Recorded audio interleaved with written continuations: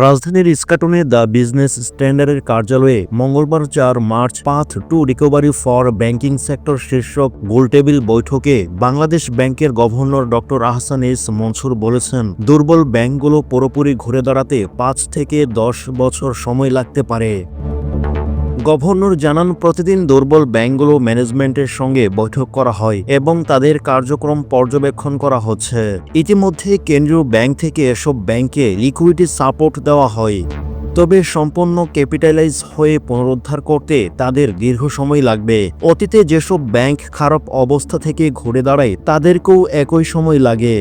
তিনি এ সময় আরও বলেছেন, বাংলাদেশ এজেন্ট ব্যাংকিং ভালো করে এবং অদূর ভবিষ্যতে এ খাতের 50% এজেন্ট নারী হবেন।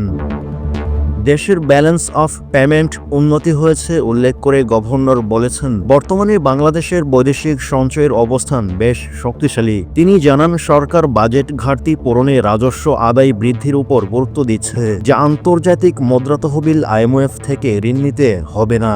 তিনি আরও বলেন, চলতি অর্থবছরে প্রবাসী আয় $29 বিলিয়ন হবে বলে আশা করেন তিনি। পাশাপাশি রপ্তানি আয় $50 বিলিয়ন হলেও আমদানি ব্যয় মিটিয়ে দেশের কাছে অতিরিক্ত $10 বিলিয়ন থাকবে।